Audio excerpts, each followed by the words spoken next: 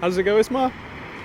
It's like Empty pockets. So do do do do do do do do do do do do do. Empty pockets. Empty pocket. Let's do it again.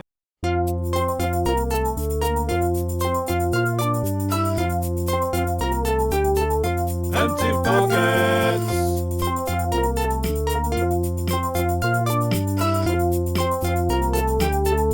Empty pockets.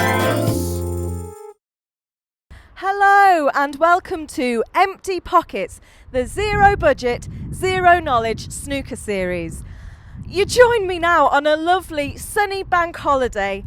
Oh, it's been delightful out here. However, we've been inside in a darkened room watching some men strike some balls and meeting some striking personalities.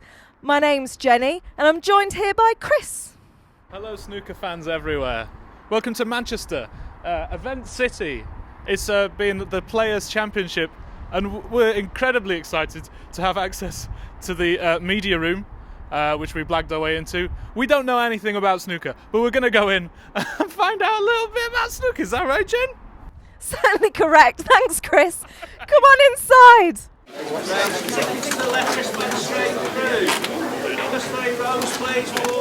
So what's going on, Louise? There's a bit of snooker going on. Empty pockets. What am I missing? What am I not looking out for? I would describe it as two gladiators battling it out on the green baize. That's how I would describe it.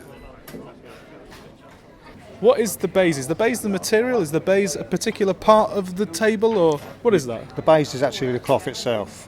On the table itself we have what we call a grade 10 cloth, and on the cushions that's normally called a Strachan 6811. It's the highest grade, that's what the players will be using that in the arena now. Oh, it's like having Egyptian cotton sheets. it's like having the John Lewis of yes, duvet covers. most definitely. Yeah. What happens with the waistcoat is your cue is rubbing against it, so you'll see right-handed players with a shiny bit on their waistcoat here, and left-handed players have a shiny bit on their waistcoat here. Oh, that's fun. It Look out for that when you're watching the snooker next time. It keeps the cue online. Oof. I would describe that, Isma, is I would go, oof, oof, oof, oof, oof,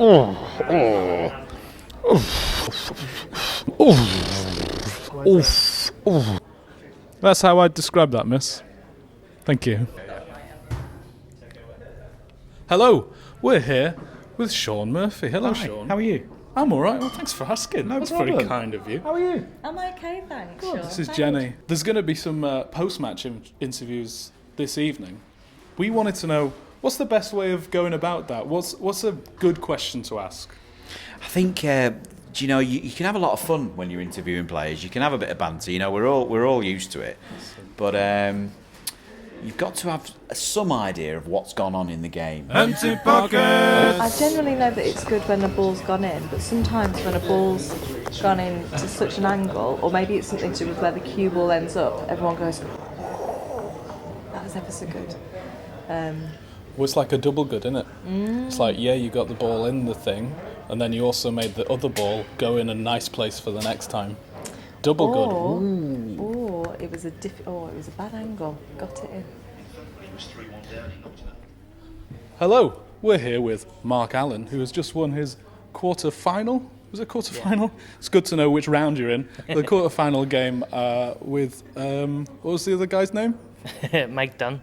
Mike Dunn. Yeah. Did you know that, Jenny? I did know that, yeah, and you won 4-1, didn't you? I that did. One? It was a great performance. Yeah, you did really well. If you'd actually seen it, you wouldn't be saying that. Try and have a little idea about what's gone on. Not too much. Okay. Too much information is too confusing. Nice to leave a bit to the imagination. Leave a bit to the imagination. Wow, so what's next? I guess the semi-final, that's how the order goes, right? That's normally the way it works. You play quarter-final.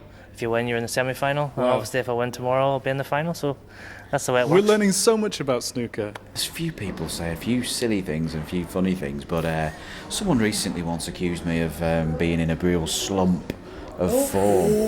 And posture-wise or playing? Oh no, in performance. You've got lovely posture, Shaun. Well, it's getting better. You're definitely in no slump, are you? You're in some sort of peak at the moment. It's absolutely fantastic. Top form. I can play better than that, but thanks very much for the compliment. Oh, wow. The other funny one I had was in the shops again. Someone said, "What are you doing in here?" said, I'm doing my shopping. What are you doing? And he said, surely you have somebody come and do this for you, don't you? Like, what? People are weird. Amazing. That's an exclusive, guys. Shaun Murphy does his own shopping. Do you do your own shopping? I do, of course I do. I normally use my brother's discount in Tesco's. He works there, so don't tell anyone. Where does Shaun Murphy shop for his for his food? I've got to be honest. If most of the time, my much better half would do the shopping. She's in charge of all of that. And you do all your own cleaning then? No, my wife does that. Oh, you see. Well, there's a lot of that, isn't there? There is a lot of that, yeah. I hope to bump into you some other time. All right. Thank you very much, Shaun. Cheers. Well, like I say, you've got to be fairly intelligent to understand it. Is that what I'm missing potentially? Yeah, that could be where you're lacking. So just stick with it. Oh, we've had a lovely time here at the Players' Championships here in Manchester. How do you think it's gone, Chris? It's been fantastic. We've learnt some snooker facts. We've met some snooker people, some snooker players. And I think we're a little bit more ready now for the World Championships at the Crucible. So we'll see you in Sheffield. Thanks for joining us. Bye-bye.